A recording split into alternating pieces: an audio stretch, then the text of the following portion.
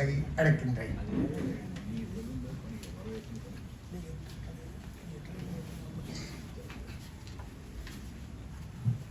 தோழர்களே, அனைவருக்கும் மாலை வணக்கம். கவிதை எழுதி வருவதோ படிக்கிறதோ எனக்கு இயல்பாகவே வராது. ஆனால் முயற்சி தான். உதயன் தோழருடைய முயற்சியில் நான் ஒரு மாணவனாக இங்கே பயணிக்கிறேன்.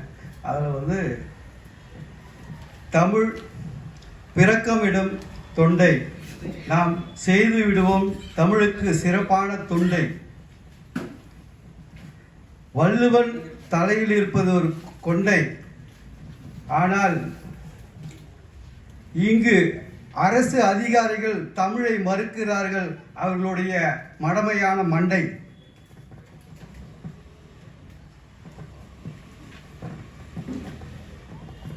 தமிழுக்கு செய்யக்கூடிய தமிழ் சிந்தனையாளர் பேரவையில்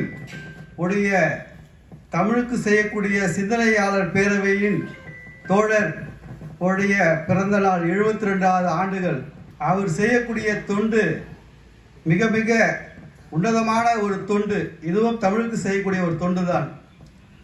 அதுபோல் தமிழன் என்று தலை நிமிர்ந்து நின்று தமிழுக்கு யாரால் நிகராக இங்கு இன்று இருந்தது உண்டா? அந்த மாதிரி தமிழுக்கு செய்யக்கூடிய அனைத்து தோழர்களுடைய தொண்டு இது ஆண்டாண்டு இந்த உலகம் இருக்கும் வரை இருக்கும் உண்டு என்று என் வாய்ப்புக்கு விடை கூறி நன்றி. நன்றி.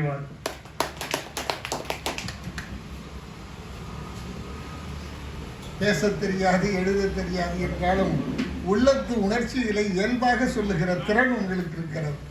வகையில் உங்களுக்கு பாராட்டுக்கள். உங்கள் கவிதைக்கு என்னுடைய நன்றியை தெரிவித்துக் கொள்கிறேன். வள்ளுவர் கொண்டை ஒரு செய்தியை சொன்னார். இங்கே 2வது உலக தமிழ் மாநாடை முன்னிட்டு சென்னை கடற்கரையிலே வைக்கப்பட்டிருக்கிற சிலைகளில் மிக அற்புதமாக அதெல்லாம் ஒவ்வொரு சிலையும் வடிக்கப்பட்டிருக்கிறது. அங்கே அண்ணா நினைவிடத்துக்கு முன்பாக வைக்கப்பட்டிருக்கிற முகப்பிலே வைக்கப்பட்டிருக்கிற இந்த இளங்கோவடிகள், கம்பரினுடைய சிலைகளை எல்லாம் பார்த்தா கம்பீரமாக இருக்கு. நல்ல எப்படி ஒரு கற்பனை செய்திருக்கிறார்கள். பார்க்கும்போதே கம்பர் இப்படித்தான் இருப்பார்கள் ஏற்றுக்கொள்கிற மாதிரி இருக்கு. ஆனால் வள்ளுவர் ஒரு முனிவரை போல, ஆனால் அவர் இல்லறத்தார இல்லறம் ஏற்றார். அப்படி அந்த காலத்திலே இருந்தவர்கள் முடிவெட்டுகிற அந்த வாய்ப்பு இல்லாததினாலே சில பேர் அப்படி கொண்டை போட்டு இருக்கலாம். ஏன்னா ஆணும் பெண்ணுமே சேர்ந்தே கூட பூச்சி விடுவதாக நிறைய பாடல்களிலே நம்மால் பார்க்க முடிகிறது.